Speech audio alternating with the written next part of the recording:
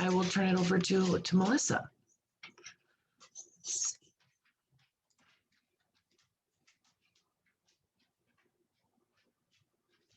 You know what I want to do before we get started?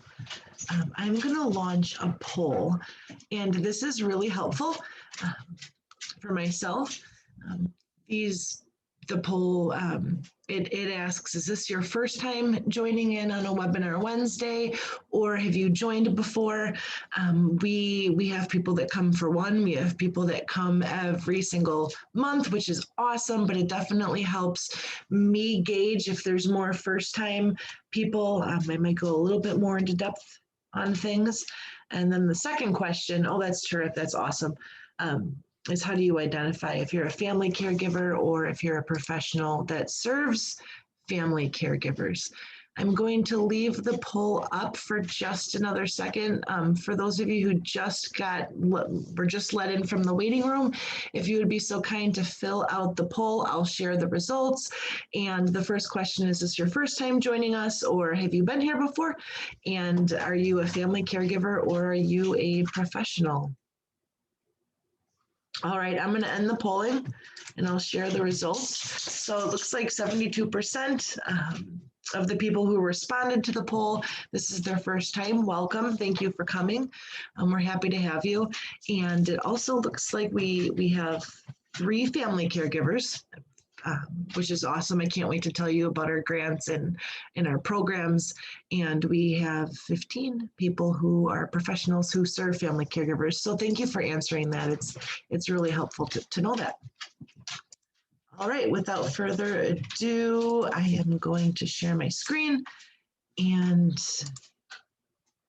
we will get going. Let's see from the beginning. Just going to let some people in. We have some latecomers in on the waiting room. I also wanted to mention my colleague Leslie, our program support specialist, is on this call. I encourage you to ask questions along the way. You can feel free to stop me and ask a question, or you can ask questions or type in some comments in the chat, and Leslie will be monitoring that.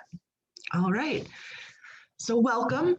Today we are going to talk about, there we go. It's always helpful when the slide, advances. Just want to make sure, yep, there's still some people in the waiting room. All right, Leslie, we'll have to figure that out, how we can get you to be able to admit. I think I need to make you an account. We'll get there. All right, so today we are going to talk about RCAW, just a brief overview about us and who we are. Also, I'm going to let you know about the Respite certification program. This is something for family caregivers that they can take, and it's also for the professionals on the call. It is really great to let people know about this, whether they're a family caregiver or if they are a respite provider. And yes, this is being recorded. Let's see, so I jumped ahead. My mouse is so sensitive, sometimes I barely touch it and it advances. All right, so we're going to talk about our Respite Care certification program, our other online trainings. We have some specialized trainings. We're going to talk about our registry, our grant programs, and I'm going to let you know about our new grant that launched in 2021, just a few days ago, the Supplemental Respite Grant Program. Then we're going to hear from Elder Law Attorney Melissa Robe and learn about asset protection, long-term care planning strategies. Who are we? What is RCAW? Who is RCAW? We are a nonprofit. We're statewide. We serve all 72 counties, and we support the lifespan, meaning from birth to end of life.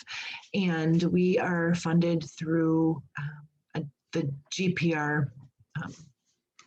One more waiting room person, so sorry.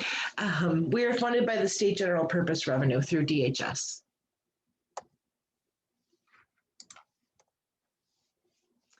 We have an amazing board of directors. There are 12. They consist of family caregivers themselves, legislators, professionals, and care recipients. Maybe you recognize some of the faces. All right, so we're just going to jump right into the Respite Care certification program. One thing I want to mention, RCAW does not charge for anything. We don't charge for any of our trainings. We don't charge for the registry for people to host a profile. We do not charge for family caregivers or anyone in need of a respite care provider to search the registry. And I'll probably say that many more times throughout. But the RCCP, there is no cost. It covers a variety of topics. And in the next slide, we'll get a little deeper into that. When it's online, it's free. You can start and stop at your own pace. I believe the average time it takes 5.5 to 6 hours, but you can start and stop at the same time. We have some agencies in Wisconsin who require all of their staff to complete the respite care certificate program before they start work. We have sole proprietors who want to learn more and get some education under their belt. And you can choose. It's not an automatic thing. If you successfully complete the RCCP, you can choose to be listed on the Wisconsin Respite Care Registry, which we're going to get into a little bit more. The really exciting thing is RCCP meets the respite training requirements through Medicaid home-based community waiver programs, which means it covers all of the topics needed for someone to then be paid by a fiscal agent or someone who wants to hire someone from CLTS or CCOW. These are the courses. What is respite? It's a short break from caregiving duties, and it lets the primary caregiver a chance to rest, refresh, and recharge. But that goes a lot deeper into what is respite and what it can look like. Disability basics for respite care providers, client care, medication administration, abuse and neglect, caring for challenging moments, wellness, household, and free time activities, professional ethics and interpersonal skills, meeting with the caregiver and care recipient. A lot of times when people want to do this as a profession, they might not have the tools or the understanding, or if they're going to go and meet a primary caregiver and the care recipient. So there's a lot of sheets that, questions to ask the family, and it really gives them a foundation for their first time meeting someone. And then this is 110 is a really brief overview of the next steps for the respite care registry. We have other free online training opportunities. We have a kit for respite care providers, and all of this can be found on our website on the training tab. We have a kit for caregivers, monthly minis, and specialized training courses. I'm just going to tell you a little bit about each of those. So the kit for respite care providers, I don't want the word course to make it seem it's overwhelming. It gives a lot of tools for your toolbox on how to become an independent respite provider and how to market yourself. And the why behind these courses, who are created by our training and development specialist, Val Madsen. She's on staff with us. She's been recognized nationally for trainings that she's created, but it's really cool. The why behind becoming an independent respite provider and how to market yourself is she created those courses because those were a lot of questions we were getting. I finished RCCP and I'm on the registry, now what? This really gives a good background on how different ideas on how to market yourself. And becoming an independent respite provider can be overwhelming, and people were asking a lot of questions, which we're always happy to answer, but we felt that these were really important tools to provide for free. We also have a kit for caregivers. And if you have never, had someone come into your home, whether you do an in-person interview or if you do an interview, video conference. This course is specifically for a family caregiver on how to hire, train, and retain a respite care provider. If somebody completes the respite care certificate program, they then would be eligible to receive a code from us, which means we would cover the cost. And these are other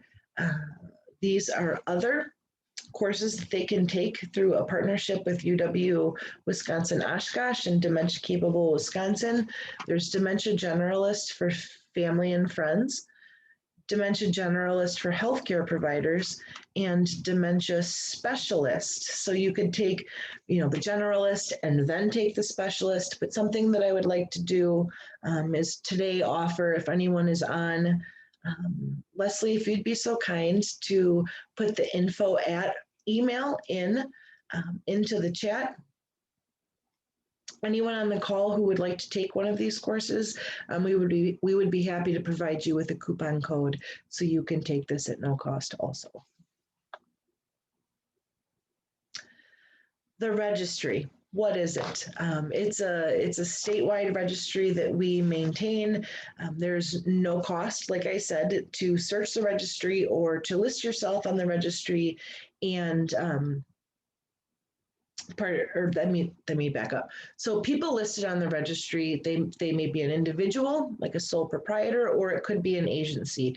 Agencies do not have to take RCCP. We don't have every respite agency in the state of Wisconsin, only ones who know about RCAW, know about the registry, and have reached out to us asking, can I be listed on the registry? But the independent sole proprietor, someone who wants to do this on their own, they must have completed RCCP to be listed on the registry. It is, let's see what the next slide is. So and all of this can be found on our website. And Leslie, if you'd be so kind to type our website into the chat, that would be really great. I appreciate it very much. All of this information can be found on the website.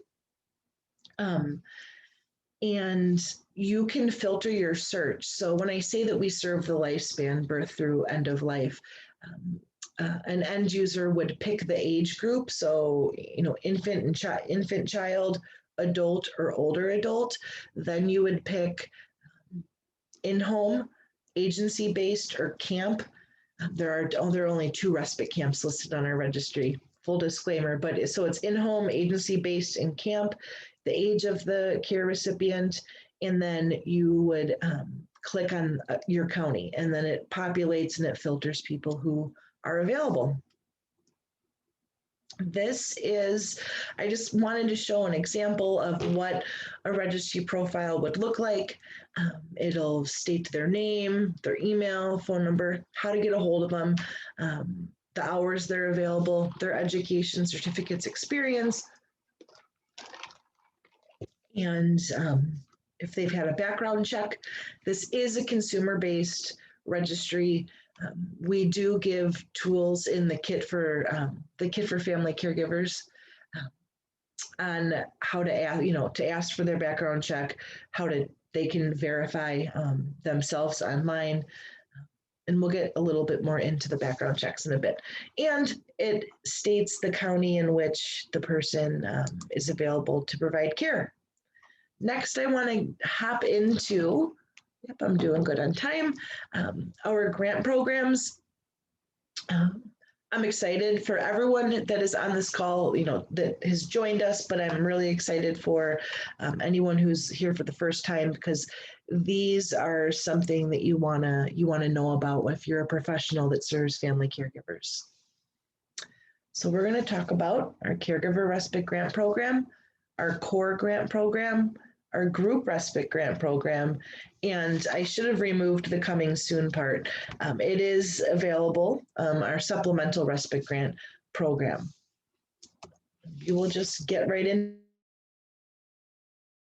it. So what is the Caregiver Respite Grant Program? It can pay for 5 days of respite care every 90 days. So essentially, it can pay for up to 20 days a year of respite care. The really great thing about it, these are just some frequently asked questions. People have asked, if I apply for the CRGP, do I need to hire someone from the registry? Nope. You can hire an agency based. You can hire, it sounds like these are, my AirPods are low. Let's see. Want to see, can you hear me now? Can someone mute themselves and just let me know if you can hear me? Sorry, Rachel, we can hear you. Thumbs up or thumbs down, can you hear me? Okay, thank God. We can hear I you. panicked. I heard the little battery sound.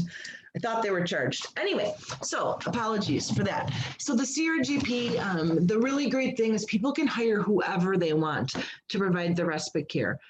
We have had people who have hired their children who live out of town, and in order to offset their costs, like sometimes the adult children will come and stay with mom or stay with dad, and while the primary family caregiver gets a break. We've had people who hire an agency. Like Home Instead. I'm not plugging any agencies by any stretch. I'm just trying to think of some home helpers, Home Instead agencies like that. We have also had caregiver successful applicants. Depending on the acuity of the care recipient, some of them have placed their loved one in a skilled nursing, so a nursing home setting, just to meet their needs because the acuity was really high. There's some eligibility criteria, and I can tell you there is a little bit of legwork by reaching out to the ADRC or county. We help people all the time. We guide them on who to call and work closely with ADRCs and counties, but literally anyone could apply for this grant and be eligible. So let me just kind of do a little bit of a more of an explanation on this, because I know this grant gets the most questions. So if you've applied for a long-term care, if you've applied for long-term care waiver supports or other grants, but you're not expecting to receive approval within 30 days, you're eligible. We have a supporting documentation form that we ask the applicant's representative to fill out. Soon, all of our grant programs will be in a portal online, and everything will be fillable. So you can just do it right on the computer. And we are going to still keep the paper copies for those living in areas that may not have any Wi-Fi or technology. So we want to be able to serve everybody. We have a lot of requests, can you get these things online so we can just fill them out really quick? And we've had people say, the people I serve don't have the internet. So you'll have the option. But so I'm going to go to the second bullet point. If you've been applied for and been denied any long-term care waiver supports or through other grants like NFCSP, AFCSP, if you've applied for and been approved, but you will exhaust or have exhausted your funds, and all of these bullet points right here are literally, it's just a checkbox that the applicant's representative would, someone from the ADRC, someone from the county would fill out. If they've applied for any long-term care waiver supports, this mostly serves children long-term support or children community options, individuals. If they need the flexibility to hire a friend or family member, because with CLTS or CCOP, there is certain training requirements that the respite provider has to have in order to be paid. So if someone wants to hire their friend, their neighbor, anyone that they would like to come in and give them that break, that's fine.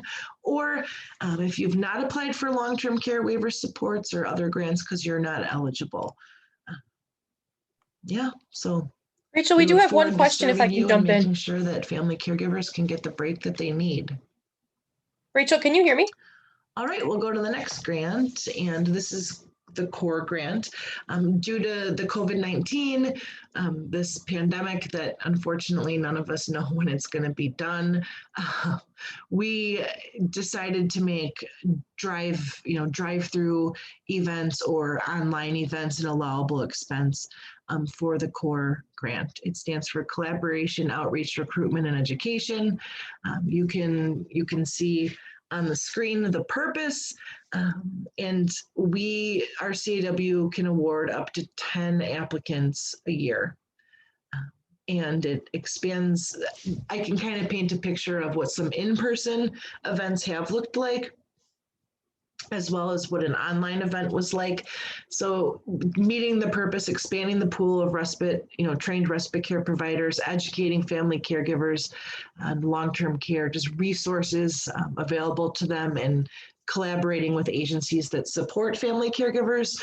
There have been some resource fairs that applicants have held where the applicant, regardless of where they work, they'll pull in someone from the ADRC and someone from the county so we can help serve the lifespan.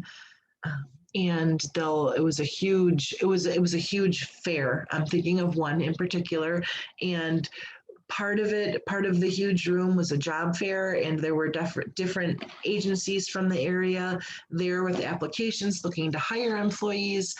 There was also an area for family caregivers to mix and mingle with the respite care providers that were there. And the other half of the room there were like 30 tables, and all of them were resources for family caregivers. And it was really cool to see that.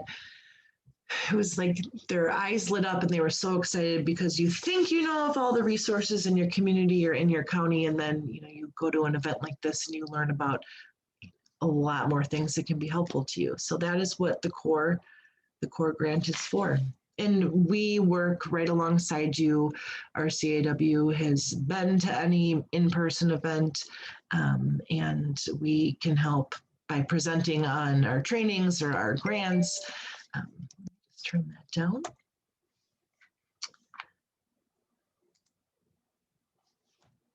Let's see, this is what, let me just turn this on silent. This is what, and this has already happened, it's in the past, but this is what an online event looked like. It was held in December. Let's see. Oh, okay. Let me just check the chat really quick. Leslie just texted me. She doesn't think our microphone's working. So I'm just going to read through the chat super quick. It would cover the cost of adult. That was from Leslie. Are we able to receive a copy of the PowerPoint? Yes. I don't know if there's, does the grant cover adult day programs? Absolutely.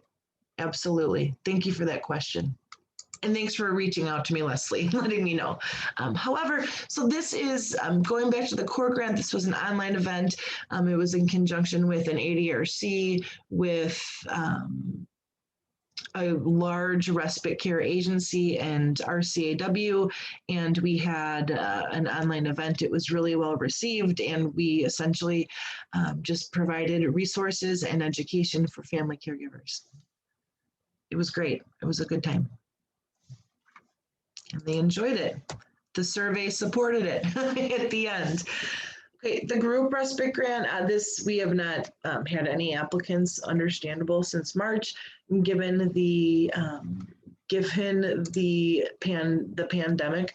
But how this grant has been used, there was an educational event going on for family caregivers, and oftentimes we hear, well, I would love to go to support groups. I would love to attend workshops that will help me gain knowledge. And the barrier is I have no one to stay with my loved one to keep them safe and engaged while I attend these. So we've had people who apply for the group respite grant, and it can pay for respite care on site. We've had applicants for the group respite grant program. They've reached out to a respite care agency. They had staff that could come on site. I think the workshop was at an ADRC, and there was an all-purpose room, and the respite agency came and had some activities and fun things to do with the care recipients while the primary caregiver got a break and got to come to a workshop and learn. And we've also had people who run support groups that have used this grant. All right, we piloted the supplemental respite grant program in Barron, Rusk, Washburn, St. Croix, and Douglas counties for, I believe 90 days, and it is now available in all 72 counties. I do need to tell you, if you're interested in applying, get a hold of me. I'm going to put my email in the chat. This should be up on our website, but I am in a holding pattern with our web support on getting all of the documents up on the website. So check the website under the grant section. This should be there by the end of the day. I'm hoping. I'll give them a gentle nudge again. But if this is something that someone wants to apply for right now, just reach out to me and I can send you all the documents. So the supplemental respite grant program, it's kind of similar to the caregiver respite grant. The difference is the services. So the caregiver respite grant and the supplemental respite grant, they have the same eligibility criteria. But this specific grant, the supplemental one, it can allow for primary caregivers to receive up to $1,000 a year to pay for supplemental services. Now, what services, you ask? I am just going to hop to this slide. So what services are covered? What are allowable expenses? We've had caregivers reach out to us in the past, and the why behind this grant and how we did our budgeting is we would have caregivers or caregiver support specialists or people from the county or ADRC say, does your caregiver respite grant cover someone to come in and do housekeeping and do laundry? No, but this grant now does. This allows a caregiver respite knowing that someone is going to help them with meal prep, with laundry, cleaning, snow removal, running errands, grocery shopping for them. And there's some qualified home modifications, just like wheelchair ramps, grab bars, assistive technology. If someone is an elopement risk or an exit seeker, it's absolutely nerve-wracking and terrifying thinking of your loved one. So this can pay for a door alarm. Also, the really great thing about this, well, there's a lot of great things about this grant, but it can pay for technology to decrease social isolation that many family caregivers have always faced, but even more so now during the pandemic.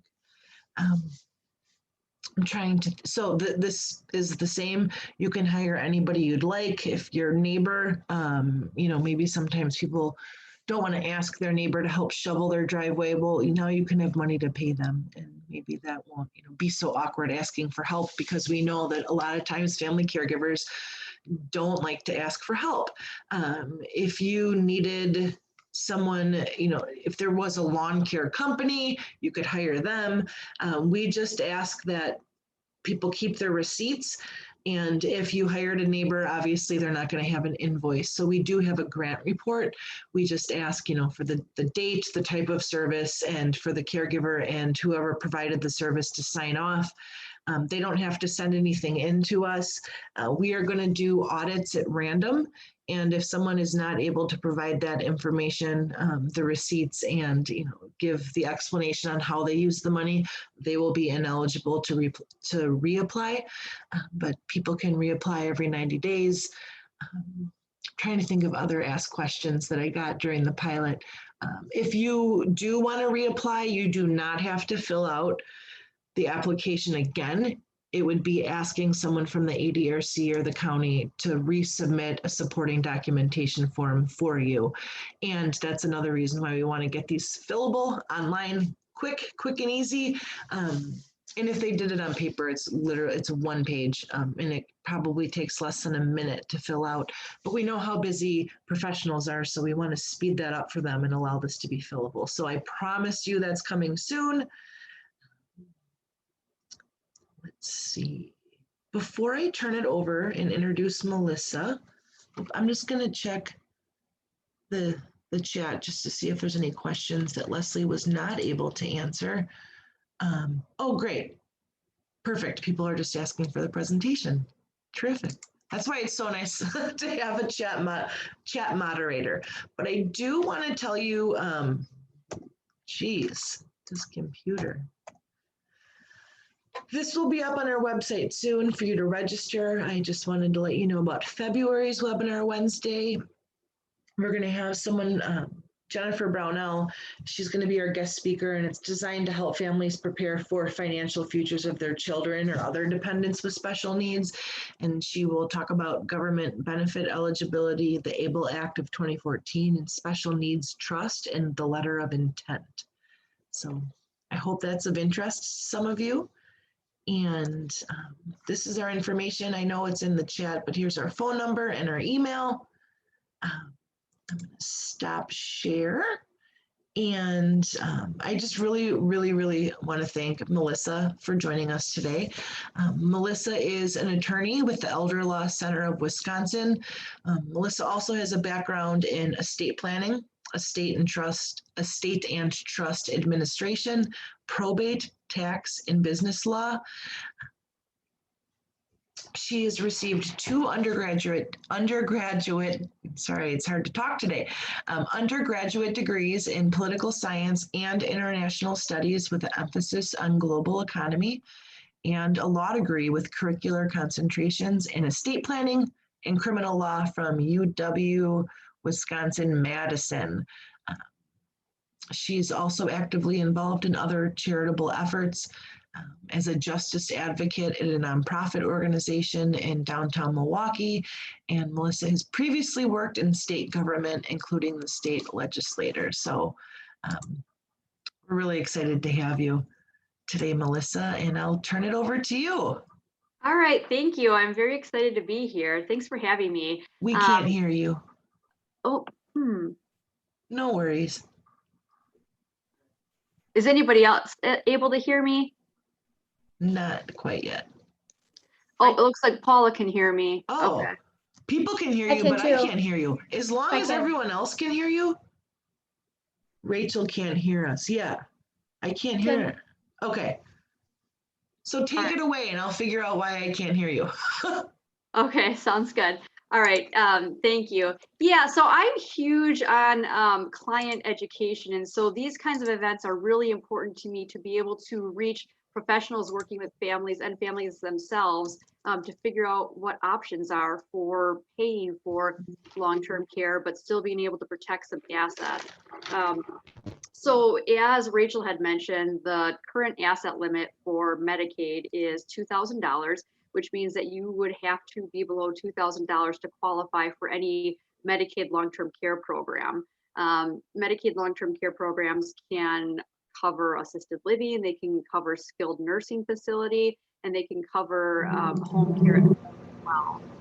We do have a lot of clients that are in waiver programs where they're actually getting paid to provide care in the home. So those long-term care programs do really cover a lot of different care options. The problem is, typically people don't want to spend down to $2,000 to be able to qualify for them.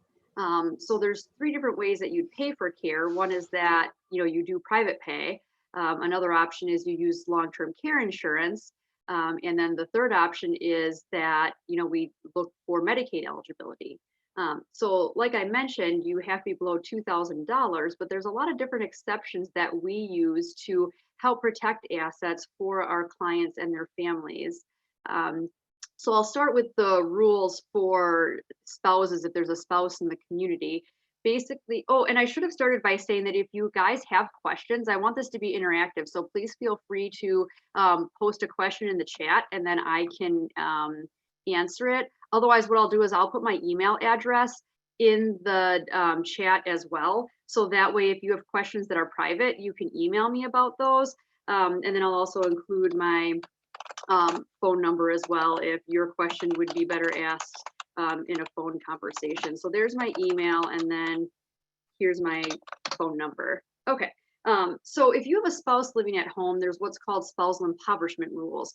And that allows a spouse to keep a house, a car, an IRA, and then what's called an asset allocation.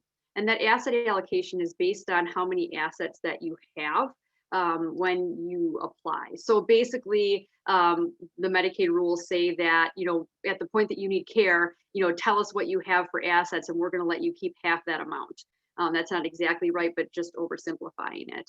So what we do is we use those spousal impoverishment rules when we have a couple that, when we have a client that has a spouse, so we can protect, like I said, house, car, IRA, and then asset allocation. So with that asset allocation, basically we'll take assets above and beyond that asset allocation. So for example, if your asset allocation is $50,000, that means you're allowed to keep a house, car, IRA, and then an additional $50,000. Let's say clients have $75,000. We can look at, trying to protect that $25,000 above and beyond that asset allocation. And we do that in several different ways. One example is you can gift assets to a disabled child and certain other relatives that have disabilities, and that is totally exempt. Another example is we can set aside funeral expenses for the person that needs care, their spouse, and their children and their spouses. So we can, like I said, in this example, take that $25,000 and do funeral policies for those people that I listed. Another example is what's called a WISPAC trust. So we could take money and set it aside in a WISPAC trust for that person. So that way, when they go on Medicaid and they're below $2,000, they have money set aside that we can use for luxuries that Medicaid doesn't cover. So when you're on Medicaid, you basically get an allowance of $45 a month for personal needs, which doesn't go very far for haircuts, clothes, things like that. So with that WISPAC trust, money that you have in a WISPAC trust is completely exempt, and it's a great tool to set aside money for those luxuries that otherwise you wouldn't have any funding for. So another thing that we can do is we can loan out money. So basically in that example I gave with this couple where they have $25,000 in excess, they've already paid for their funerals, things like that. We could actually loan money to a family member, and that makes it exempt as well. So that is the spousal impoverishment rules. Let's say that someone is single, they don't have a community spouse, they have to spend down to $2,000. But again, we want to try to protect assets. Somebody asked, how long does it take to set up a WISPAC trust generally? That's a great question. So what I have clients do is if they're organized and they have all their paperwork together, we can do it, I would say in a week or two. It's very fast. And then what I do is, let's say that somebody wants to qualify for Medicaid by the end of the month. I just have them go and get a cashier's check payable to WISPAC. So that way it comes out and they're under assets, because for Medicaid, you have to be below $2,000 by the last day of every month. So we just get a cashier's check payable to WISPAC, and then that takes it out of their account instantly. So they are eligible by the end of the month. But it can be longer if the power of attorney if they don't have a power of attorney that allows them to set up a WISPAC trust.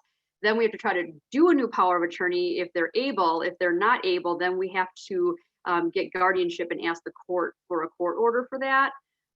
So how long it takes depends on whether we have to go through that court process or whether we can do it with the power of attorney that's already in place.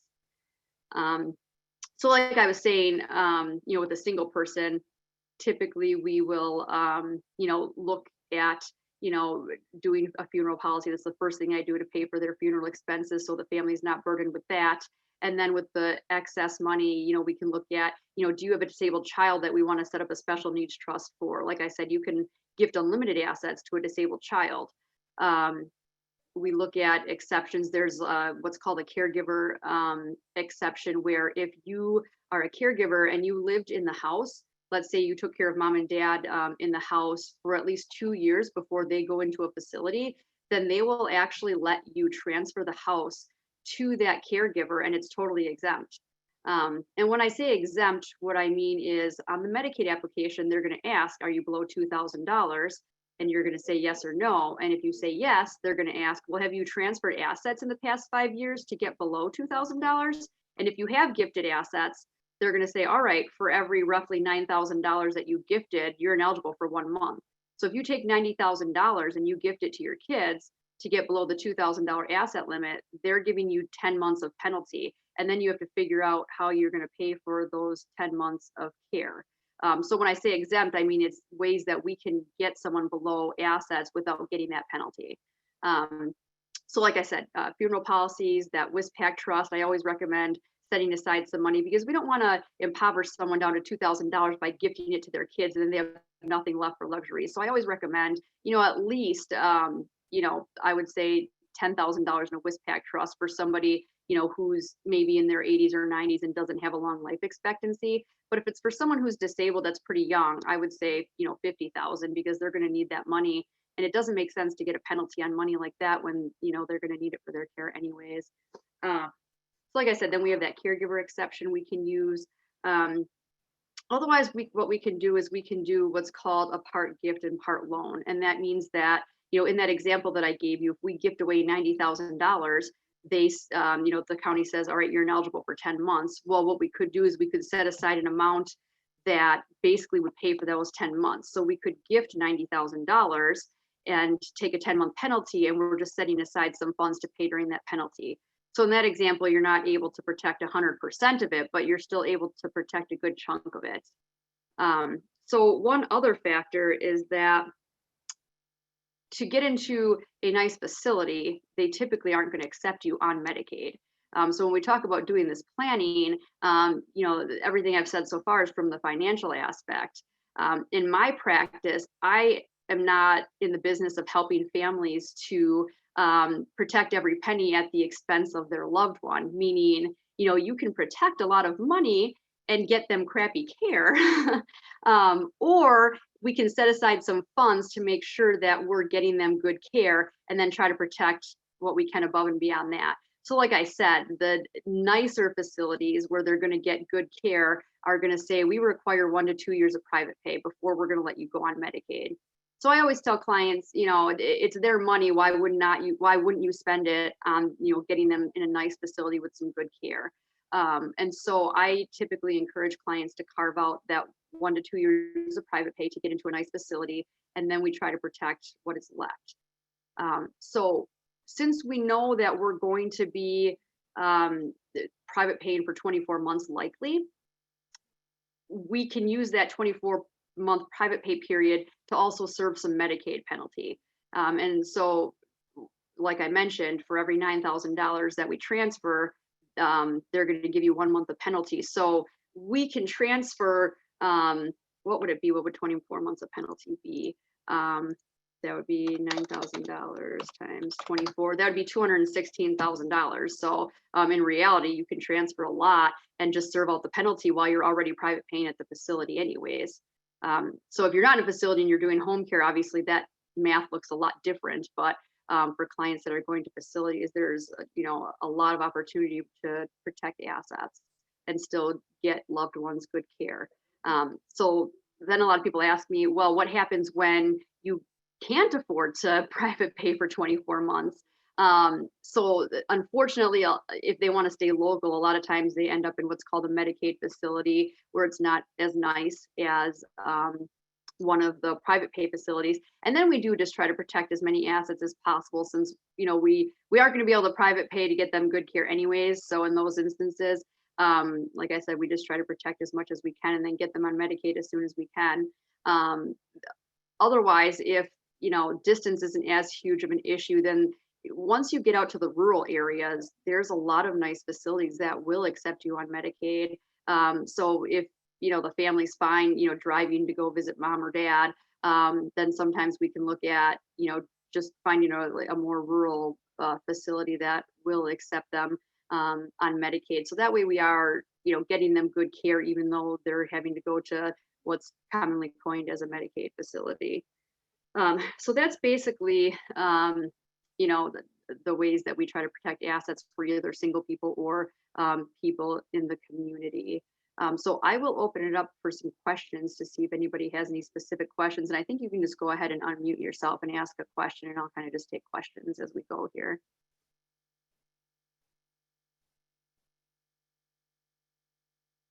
Anyone? Okay. All right. Well, in the meantime, then, oh, Jan's got a question here.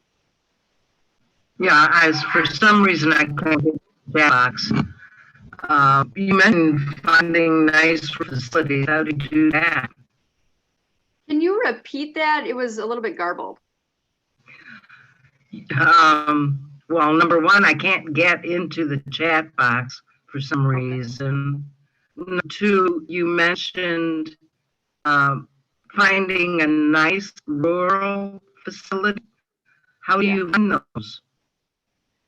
Sure. So I work with a care management firm, and they actually have social workers that are really familiar with all the facilities. And so I refer families to the care manager, and they have a social worker that would do an assessment and figure out what the level of care is that that person has.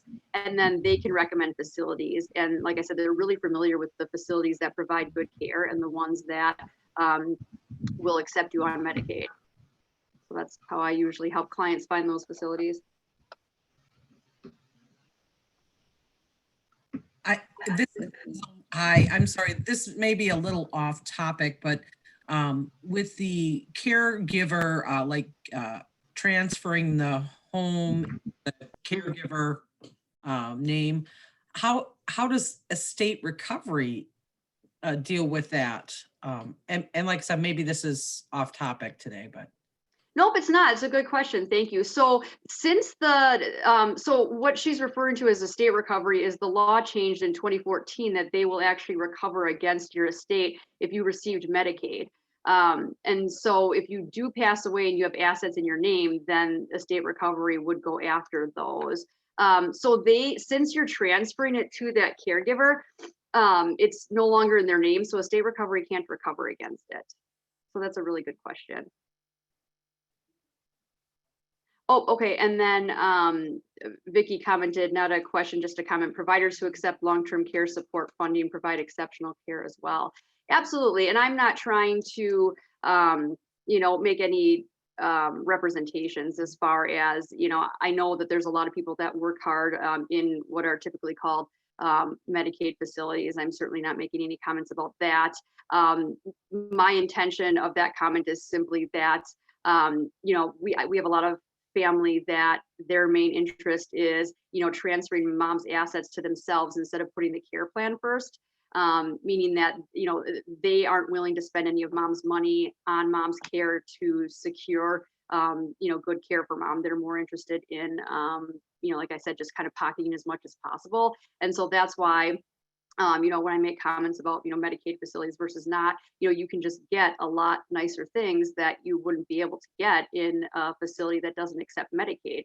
So one example of that would be a private room.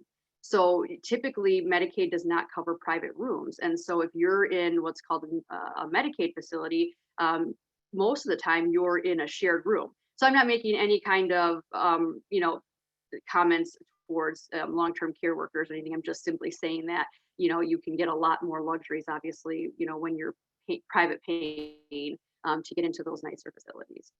But thank you for pointing that out, because I don't want to give anybody the impression that I'm, criticizing anybody's care that they're providing.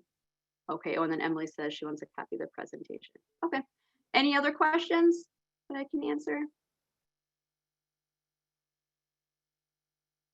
Okay, all right. Well, like I said, I did put my contact information in the chat, so please feel free to reach out if you ever have any questions.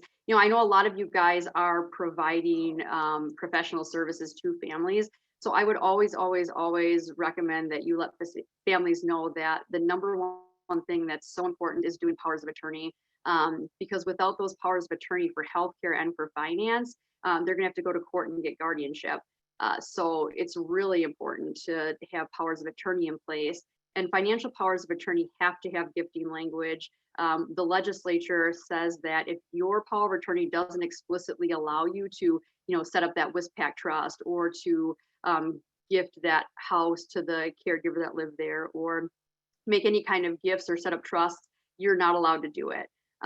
So those powers of attorney are really important. And as professionals, I would just encourage you to, checking with your clients and making sure that they're getting those powers of attorney in place. And have powers of attorney yourselves as well. So anybody who's over the age of 18 really needs a healthcare and a financial power of attorney for sure. So especially in these uncharted times, I've had parents who can't call and get information about their son that's on a ventilator because there's no power of attorney. So it's just really important to have those powers of attorney in place.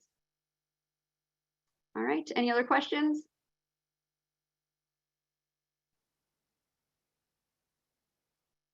Oh, Rachel, we can't hear you.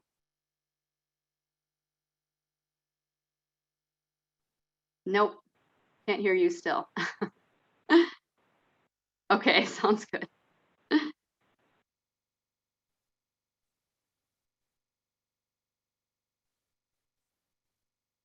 Oh, okay. So Rachel, I'll put on the chat. Thank you so much, Melissa.